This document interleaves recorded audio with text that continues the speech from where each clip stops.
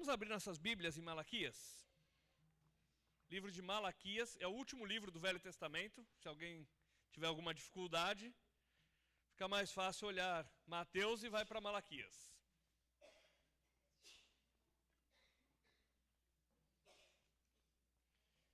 Enquanto os irmãos abrem suas Bíblias, a Ledinha, minha esposa, mandou um abraço a todos. Infelizmente ela não tem vindo por causa da saúde da mãe dela. O quadro é bem complicado. O médico, há 2 meses atrás, deu 2 meses de vida para ela, só que ele já errou a data.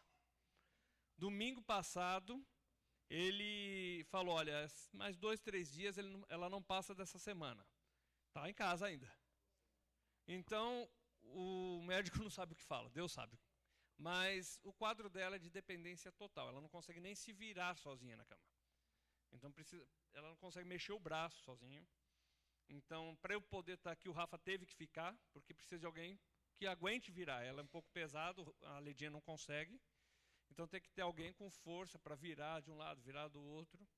Então, orem por ela, que Deus, no momento dele, dê para ela a vitória, o descanso. Ela é salva, confia no Senhor Jesus.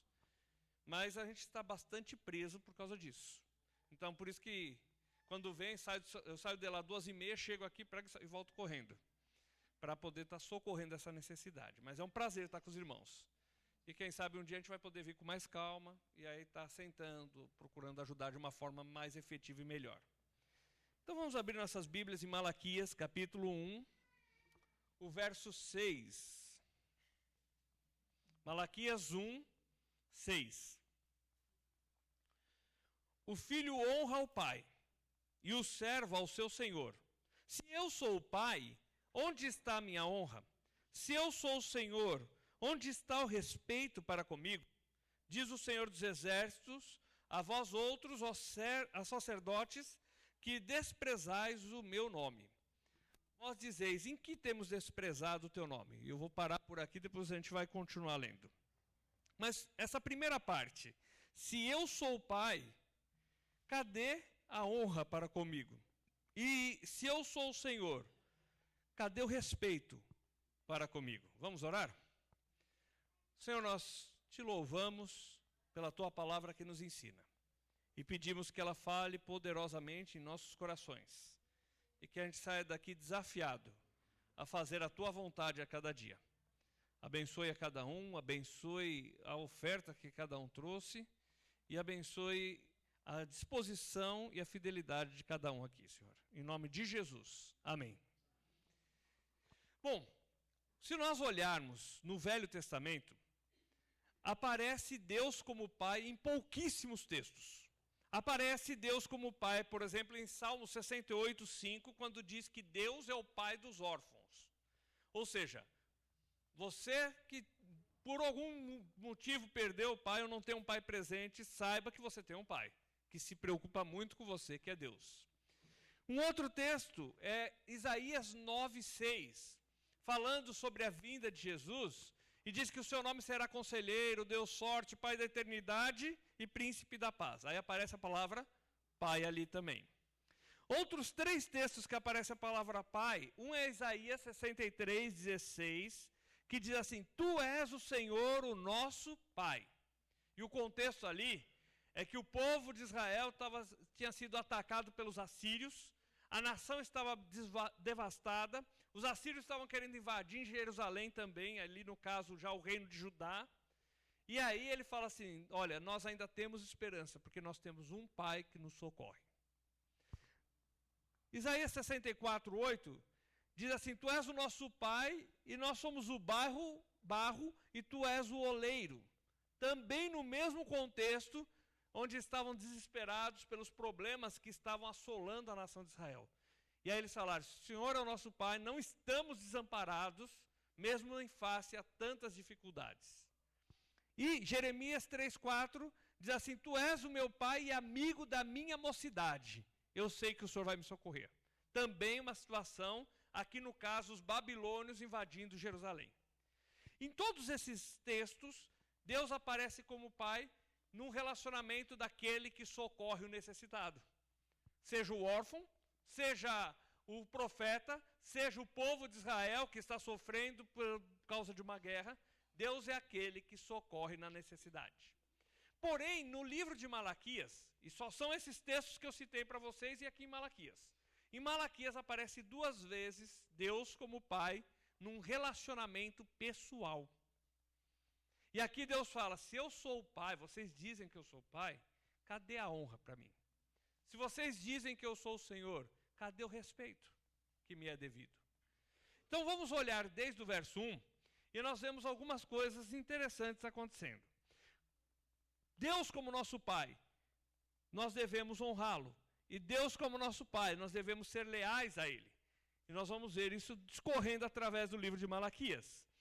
No capítulo 1, verso 1 e 2, diz assim, ó, sentença pronunciada pelo Senhor contra Israel por intermédio de Malaquias. Eu vos tenho amado, diz o Senhor. Mas vós dizeis, em que nos tem amado? Não foi Esaú, irmão de Jacó? Disse o Senhor, todavia amei a Jacó. Deus fala o seguinte, eu quero lembrá-los que eu não sou um pai qualquer. Eu sou um pai que ama. Eu amei Jacó, eu amei Israel, eu amo esse povo, eu amo vocês. E é nesse tipo de relacionamento de amor que eu quero trazer o meu recado para a vida de vocês hoje. Isso foi o que Deus falou naquela época, e eu creio que é o que Ele quer falar conosco hoje também. E quando nós vemos esse relacionamento de amor, Oséias, vamos lá em Oséias 11. Oséias capítulo 11, ele traz esse relacionamento. Como que foi que ele amou ao povo de Israel? Quando diz, eu amei Jacó, Deus amou aquele homem chamado Jacó, daquele homem fez um povo, que é o povo de Israel. Deus mudou o nome de Jacó para Israel. E agora ele mostra como que foi esse amor demonstrado. Oséias capítulo 11, verso 1. Quando Israel era menino, eu o amei, e do Egito chamei o meu filho. E aqui ele fala de um aspecto muito interessante. Israel estava lá no Egito, escravo no Egito, Êxodo capítulo 1, e era o começo de uma nação. E de repente Deus vai com mão poderosa, liberta o povo de Israel da escravidão. Quando Israel era o começo da sua nação, eu o amei e fui lá e o resgatei. Aí ele continua, versículo 2, quanto mais eu os chamava, tanto mais se iam da minha presença. Sacrificavam a Baalins, queimavam incenso às imagens de escultura. Todavia, eu ensinei a andar a Efraim, tomei-os nos seus braços, mas ainda não atinaram que era eu que os curava. Ele falou assim, eu amei esse povo, eu fui lá, eu chamei, eu busquei, eu resgatei, eu dei vida. E sabe o que eles faziam? Eles iam para longe de mim. Mas mesmo eles indo para longe de mim, era eu que os pegava no colo, era eu que ensinava a andar, e era eu que os curava, mesmo que eles não reconhecessem que era eu que fazia isso. Isso mostra algo interessante para as nossas vidas, que não importa a situação pela qual nós estejamos passando, entendamos ou não, enxerguemos isso ou não, acreditemos ou não, Deus está trabalhando no meio dessas situações. E Deus quer nos fazer andar, quer nos ensinar a andar, quer nos tomar nos seus braços, está nos tomando nos seus braços e está curando as nossas feridas, mesmo que nós não estejamos enxergando. Verso 4. Atraí-os com cordas humanas, com laços de amor.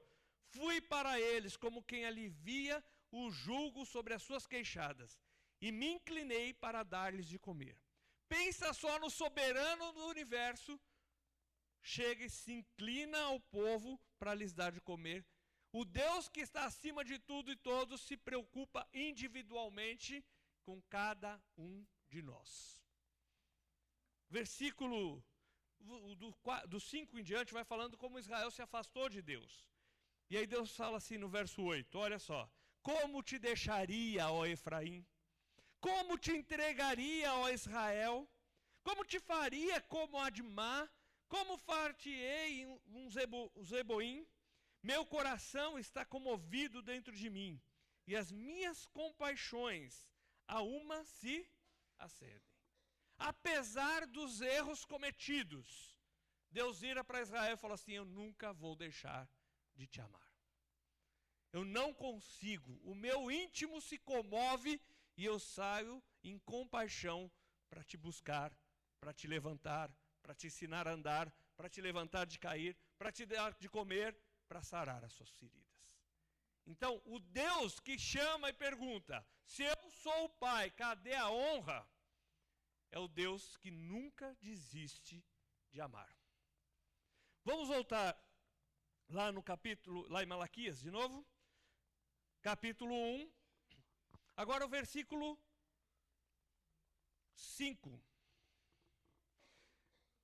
Capítulo 1, verso 5. Os vossos olhos o verão, e vós direis: grande é o Senhor, também fora dos limites de Israel. O assunto, ele falou primeiro: eu amei vocês.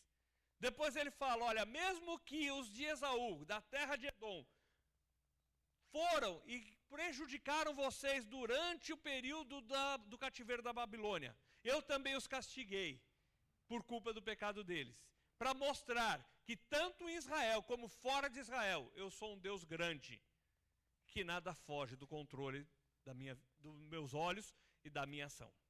E aí ele chama o povo a olhar e dizer assim: grande é o Senhor, também fora dos limites de Israel. Nós somos chamados pelo nosso Pai a olharmos ao redor e vermos as coisas grandiosas que Deus tem feito no nosso meio.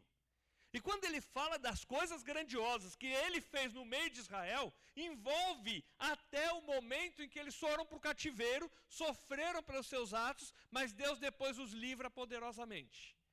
Até o momento da disciplina de Deus sobre Israel, era Deus agindo grandiosamente.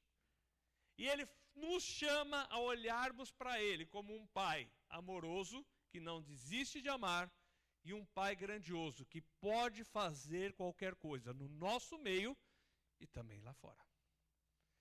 E se nós nos submetermos a esse pai, os outros vão olhar para nós e vão ver: eles têm um pai que é tremendo. Às vezes isso não tem ficado evidente, porque falta para nós o que o Senhor está chamando no verso 6. Se eu sou o pai, um pai grandioso, um pai amoroso que não desiste de amar. Se eu sou o pai, cadê a honra? Onde está a minha honra? Se eu sou o Senhor, onde está o respeito para comigo? E aí, Deus começa a provar, mostrar para eles qual era o problema que eles estavam vivendo. Verso 7. Então, vou ler só o finalzinho do 6 para a gente entender o 7. Vós dizeis: em que desprezamos nós o teu nome? Agora o 7. Ofereceis sobre o meu altar imundo, o pão imundo, e ainda perguntais: em que te havemos profanado? Nisso que pensais, a mesa do Senhor é desprezível.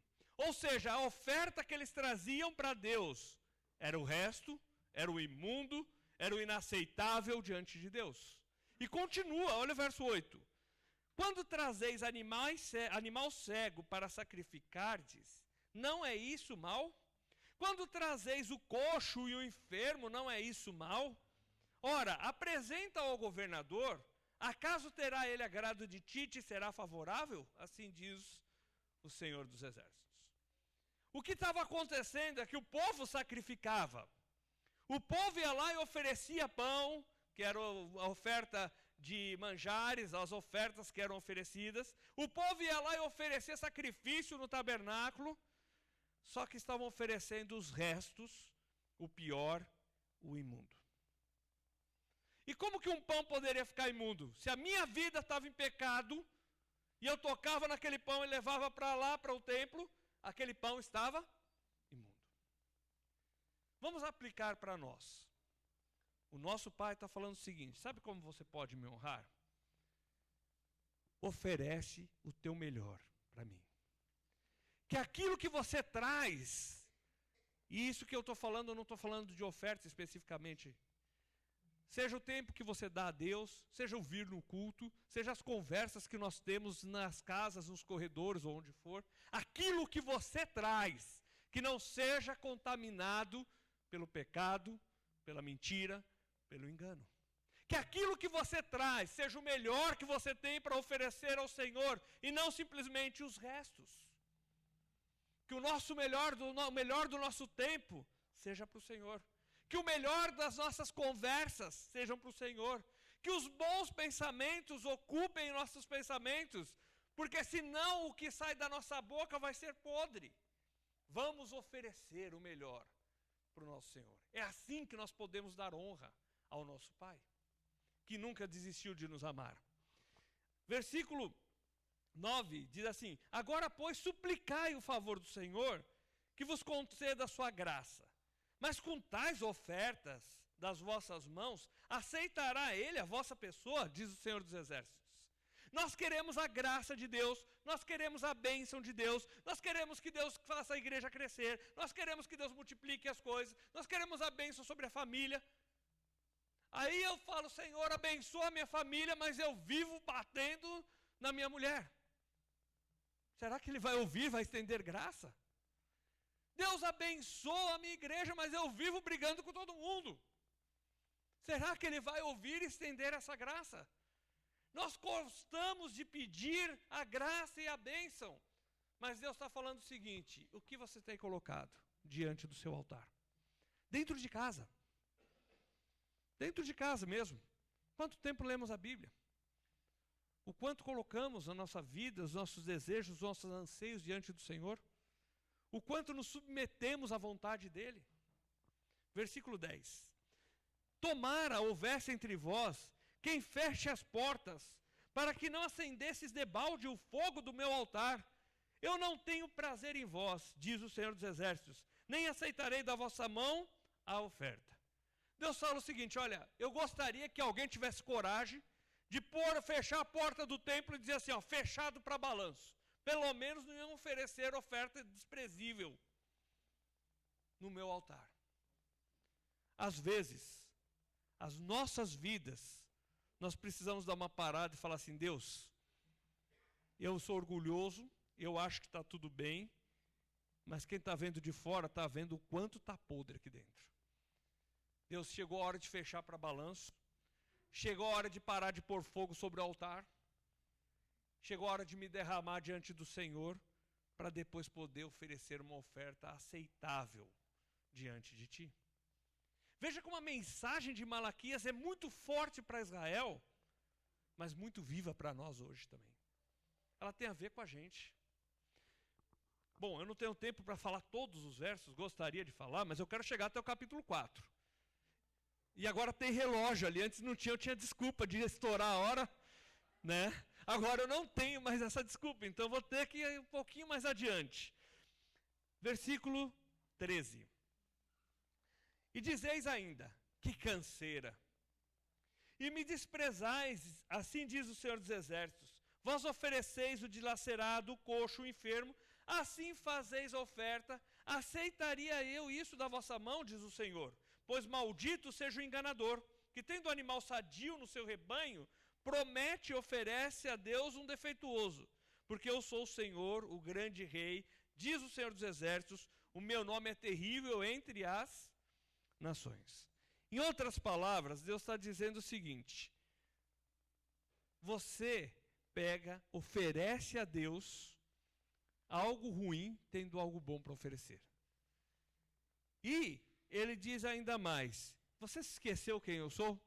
O grande Deus, que sou terrível no sentido de tremendo nos meus feitos, e você vem e fica brincando de ser crente comigo?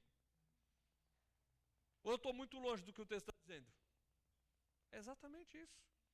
Nós temos muito que podemos oferecer ao Senhor, mas muitas vezes nos esquecemos do Deus que nós servimos, que é um Deus que vê todas as coisas, que sabe de tudo, que está ao nosso dispor o tempo todo e quer nos ajudar, mas muitas vezes estamos brincando de servir ao Senhor.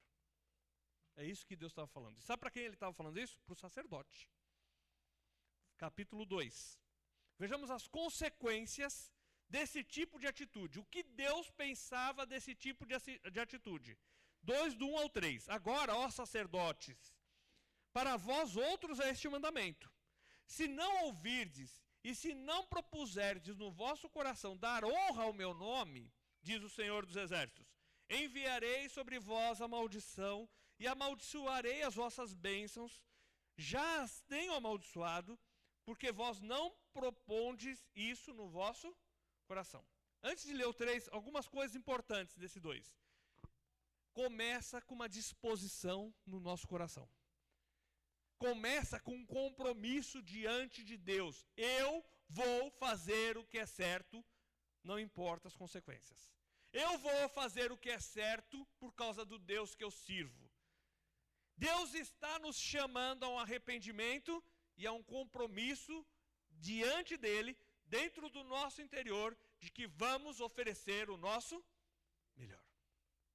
Verso 3. Eis que vos reprovarei a descendência, atirarei excremento em vossos rostos, excremento dos vossos sacrifícios, e para junto destes sereis levados.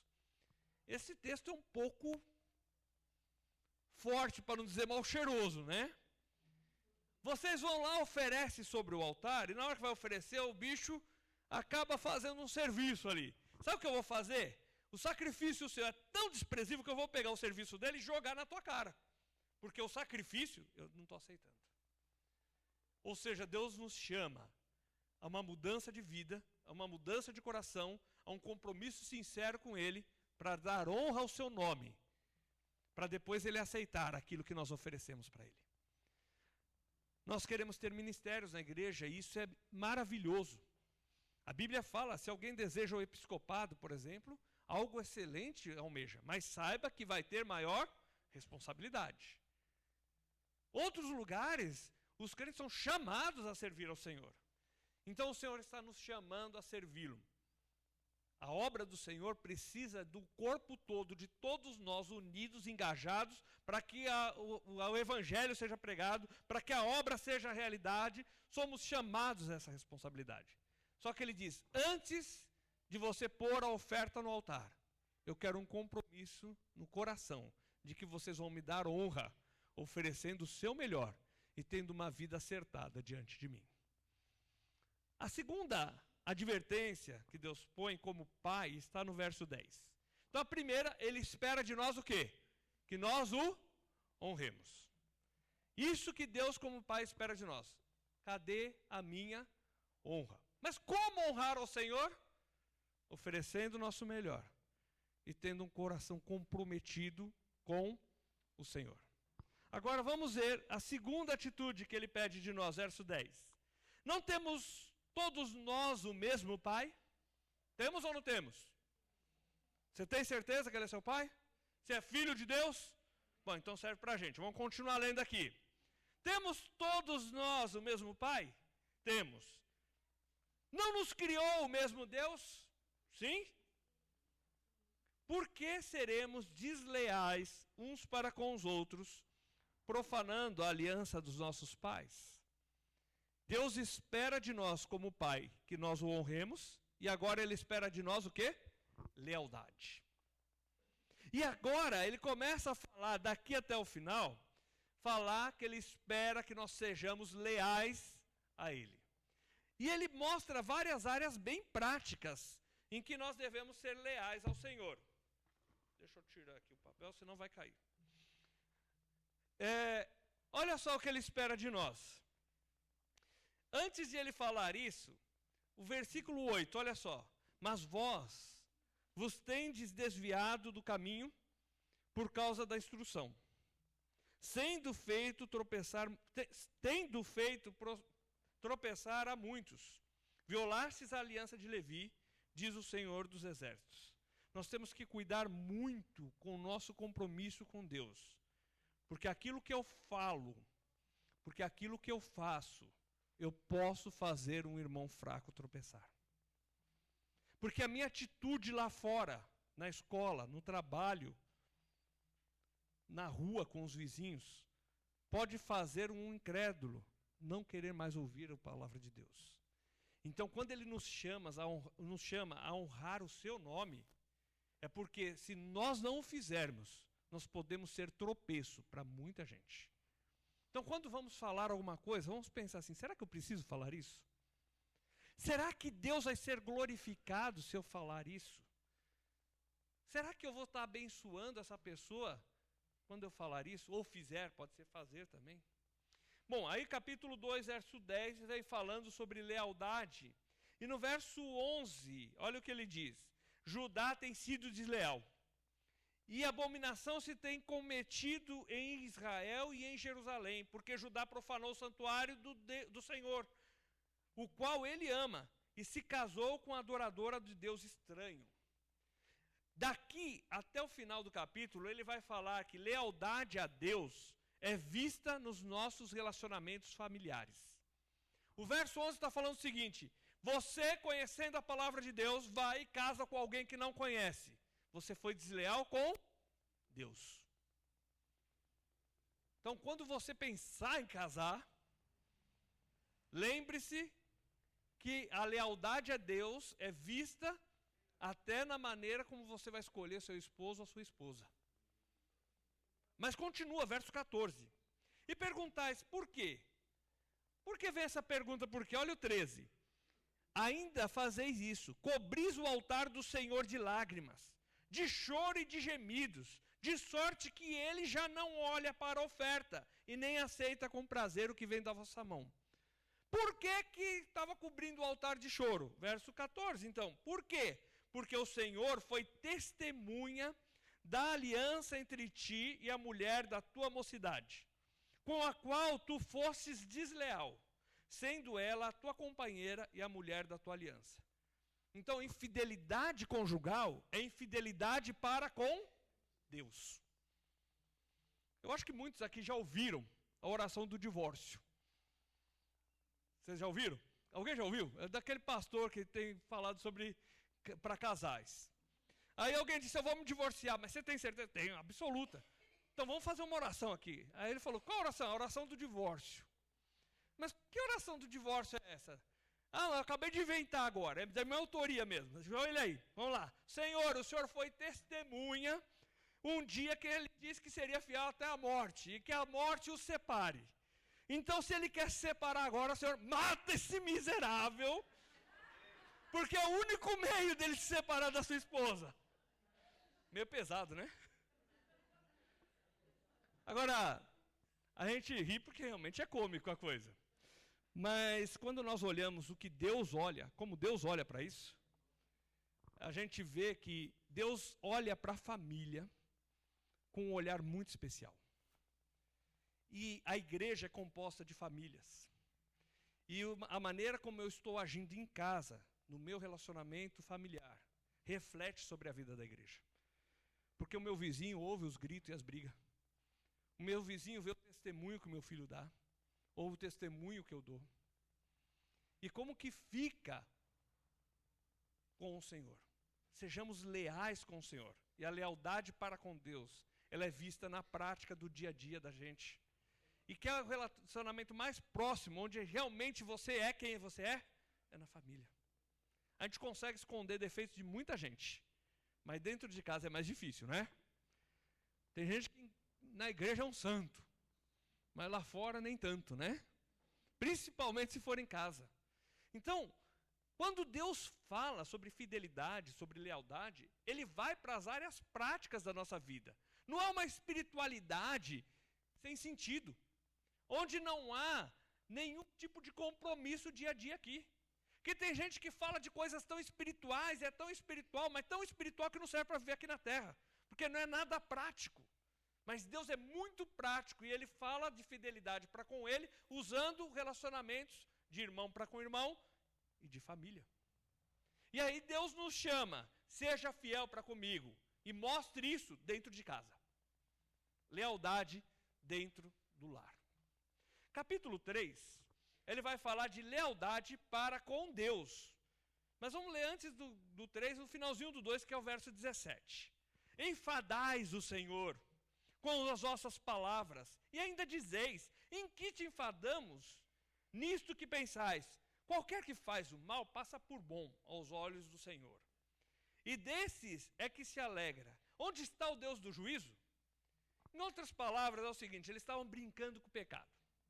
Olha, sabe o que eu vou fazer? Eu vou continuar fazendo essas coisas. Sabe por quê? Eu não estou vendo Deus castigar. Eu já vi uma vez uma pessoa agindo errado, e aí teve a cara de pau de olhar para mim e falou o seguinte: só um minuto. Ó Deus, se eu estou errado, manda um raio na minha cabeça agora. Aí virou para mim e falou: tá vendo como eu não estou errado? Deus não me matou. E continuou vivendo no pecado. Não, Deus na sua misericórdia não o matou, mas depois morreu uma vaca, de uma forma assim muito comum. A outra vaca avançou nela, grudou no pescoço e matou. Dali 2 dias, a outra vaca tropeçou, bateu a cabeça e morreu. E dali um pouco ele viu o mundo dele desabar à volta dele, e aí ele pensou: bom, o próximo a morrer pode ser eu. E aí ele voltou para o caminho de Deus. Aí você fala: bom, ainda bem que eu não crio vacas, né? Bom, Deus pode usar outras coisas também. Mas Deus está falando para nós o seguinte: não brinque com o pecado. Talvez Deus, na sua misericórdia, hoje ainda não derramou um raio na tua cabeça, porque Ele é misericordioso e está te dando a chance de arrependimento. Mas nós temos que ser leais ao Senhor, Ele é o nosso Pai. E por isso nós temos que ter compromisso de uma vida autêntica diante de Deus, onde quer que Ele nos coloque. Capítulo 3, verso 5. Chegar-me-ei a vós outros para juízo. Serei testemunha veloz contra os feiticeiros, contra os adúlteros, contra os que juram falsamente, contra os que defraudam o salário do jornaleiro, contra os que oprimem a viúva e o órfão. Torcei o direito do estrangeiro e não me temem, diz o Senhor dos Exércitos. A sua vida está irregular diante de mim, e uma hora eu vou descer o laço. Eu vou chegar em juízo. Mas eu estou avisando. Quem sabe você não se arrepende logo e não precisa eu descer em juízo. E ele faz uma descrição de uma série de pecados dentro de Israel. Aí você fala: não, essas coisas eu não estou fazendo. Mas às vezes a gente faz outras. Né? Pode ser fofoca, falar mal do irmão, guardar mágoa no coração e não querer perdoar. E aí vai embora. E se nós formos olhar, todos nós temos que estar diante de Deus dia a dia, porque sempre temos algo para resolver com Ele. Nenhum de nós somos santos. Somos pecadores, sim, e necessitamos da graça de Deus, sim. Mas o Senhor está falando com o povo assim, ó: não persistam no pecado.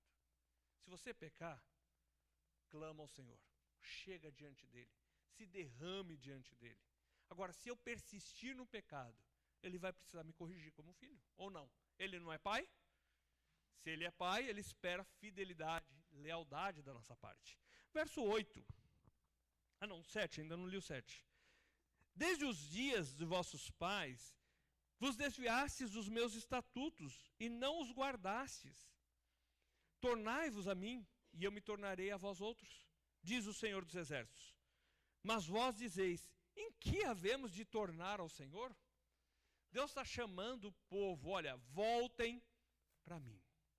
Aí você fala: não, mas eu estou todo domingo na igreja. Tem fulano, ciclano lá, ó, que faz tempo que não vai. Nós somos assim, somos. Não precisa concordar comigo não, que eu sei que eu também sou. Nós somos assim. Só que muitas vezes o nosso corpo está aqui, mas muitas vezes nossa vida não está certa. E Ele está chamando cada um de nós: olha, acerte a sua vida comigo.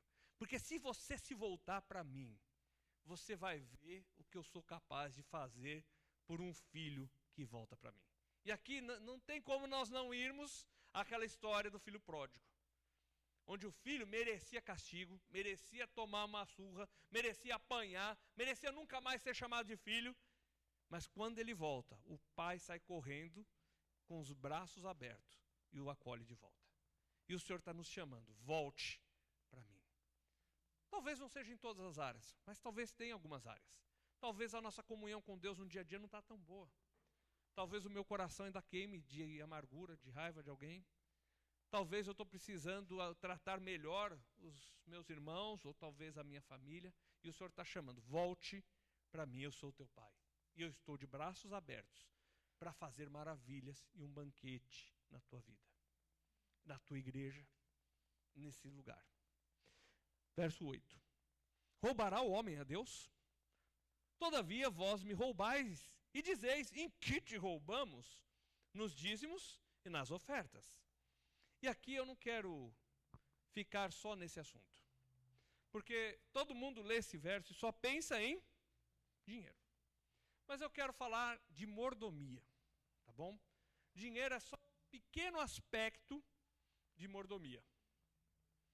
Deus tem nos colocado nesse mundo como mordomos de muitas coisas.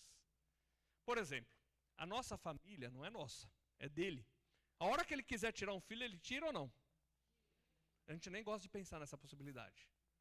Mas os nossos filhos não são nossos. Eles são do Senhor. Nós temos que criá-los para o Senhor. O cônjuge não é nosso, é do Senhor. Logo, se eu não sou o dono, apenas um mordomo que cuido de algo que pertence ao Senhor, se eu não cuidar direito, o Senhor vai ficar bravo. Ou não vai? Teve um encontro, um retiro de pastores, e um pastor, na hora da pregação, falou assim, ó, cuide com o que você vai fazer com o rebanho, porque o dono dele pode não gostar. É um peso, né? E olha, vamos pensar nas nossas vidas. Como nós estamos cuidando daquilo que Deus tem colocado nas nossas mãos? Tem um estudo, por exemplo, que fala sobre mordomia financeira. E de 10 pontos, dízimo é um só, tá? O primeiro ponto mais importante, por exemplo, é nunca, nunca, nunca, nunca, nunca ame o dinheiro. Porque sem esse, você entender isso, o resto nada serve. E aí tem princípios de você conservação. Você está vendo que o portão de casa está enferrujando, e aí você deixa ele enferrujar a ponto de quebrar tudo e ter que jogar fora e comprar outro. Se você tivesse colocado uma tinta antes, você não gastava aquela fortuna. É um princípio de cuidar bem do que Deus tem dado para nós. Mas não é só as pessoas, não são só as coisas. Deus nos dá oportunidades, não dá? Oportunidade de falar de Cristo para um vizinho, para um amigo. E nós somos mordomos dessas oportunidades. Como temos cuidado? Do nosso tempo. O tempo não é nosso. Deus tem dado para nós um tempo e nós gastamos horas e horas com internet, com televisão e não gastamos 5 minutos para ajudar um irmão orando com ele. Não gastamos 5 minutos orando em casa ou lendo a Bíblia. Nós somos mordomos do nosso tempo. O tempo não é nosso, na verdade. O tempo é de Deus. Ele deu para nós usarmos. Estamos usando direito? Então, tudo que gira em torno das nossas vidas, tudo pertence a Deus. Até aquele irmãozinho que pisa no meu calo, ele é de Deus. E se eu maltratar ele, eu estou maltratando alguém a quem Deus ama. Até aquele que te inventou uma história e te tratou mal, também. Ou seja, tudo que está na nossa volta pertence ao Senhor, e nós vamos dar contas diante de Deus de como usamos aquilo que era de Deus. Então, quando ele fala assim, me roubais, e aí ele cita o exemplo do dízimo, nós podemos pôr aqui, me roubais no tempo que eu estou te dando, nas oportunidades de falar de Cristo no serviço que você não tem aproveitado, no jeito que você tem criado seus filhos. E um taxista incrédulo de Jacutinga, ele disse o seguinte, hoje em dia, pai não cria filho, ele terceiriza a criação. Então ele paga uma escola, ele paga uma babá e põe o filho na frente da televisão. E sabe de uma coisa? Infelizmente ele tem razão. E como nós estamos cuidando então do que Deus está nos dando? Então um dia Deus pode pedir contas. Então Deus está nos chamando, olha, volte para mim. Se você não tem sido um bom pai, não tem sido tão presente, volte para mim. Cuide bem agora. Se você na igreja tem dado alguma dificuldade, talvez você tenha até razão de estar chateado, porque o Valdir tem um nariz grande. Conseguiram admitir, né? É verdade, eu sei. Tá bom? Mas talvez você está chateado com alguma outra coisa. Vamos voltar para o Senhor, gente. O Senhor está nos chamando a sermos leais a Ele. Leais no nosso relacionamento familiar.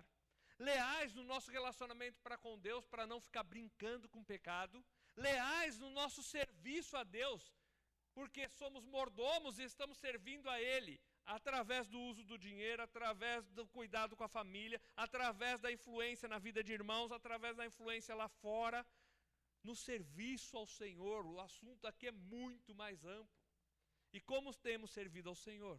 E o texto de Lucas 12:42, ele diz o seguinte, que bem-aventurado o servo fiel e prudente, que quando o Senhor vier o encontrar agindo assim.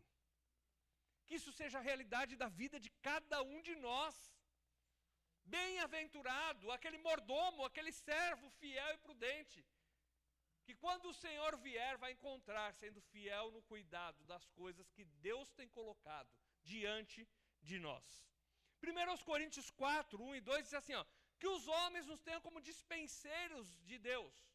E o que se requer do dispenseiro ou mordomo é que seja encontrado fiel. Verso 2 fala isso. Então, Deus espera de nós que sejamos leais com o nosso Pai, no nosso compromisso com Ele, no nosso serviço, na nossa vida familiar, no nosso dia a dia. Bom, teremos muito assunto para conversar ainda nos próximos versos, mas já vamos para o verso 13. Malaquias 3:13. As vossas palavras foram duras para mim, diz o Senhor. Mas vós dizeis, que temos falado contra ti? E vós dizeis, é inútil servir a Deus. Que nos aproveitou termos cuidado em guardar os preceitos e andar de luto diante do Senhor dos Exércitos? O povo começou a chegar uma hora que fala assim, sabe uma coisa? Não adianta nada servir a Deus. Olha só o que aconteceu. E Deus disse, isso que vocês estão falando me machuca muito. Sabe, a primeira tendência nossa, quando os problemas surgem, e problemas surgem de tudo que é lado, e de tudo que é tipo de situação, não é? Então não vamos entrar em quais problemas, seja qual for o seu problema. Talvez o seu problema é em casa, é financeiro, saúde, é problema na igreja, seja o problema que for. Quando os problemas surgem, a primeira coisa que vem na nossa cabeça, e é o diabo jogando, é o seguinte, será que vale a pena servir a Deus? Isso acontece ou não? Sim, direto. E Deus disse, isso me machuca muito. Sejamos leais ao Senhor no nosso serviço a Ele. Porque se formos leais a Ele, se nos tornarmos a Ele, Ele se tornará para nós. E olha o capítulo 4. O capítulo 4 é a descrição da bênção de Deus sobre Israel, quando Israel se voltasse ao Senhor. Tem aspectos quanto ao futuro de Israel, quanto aspectos escatológicos. Tem aspectos da promessa da vinda do Salvador, falando de João Batista pregando. Mas olha o verso 2. Mas para vós outros que temeis o meu nome, nascerá o sol da justiça, trazendo salvação nas suas asas. Saireis e saltareis como bezerros soltos na estrebaria. Você teme o Senhor? Você quer ser um filho bom que honra o seu pai, que seja leal a Ele, leal no seu relacionamento com Ele, no seu serviço a Ele?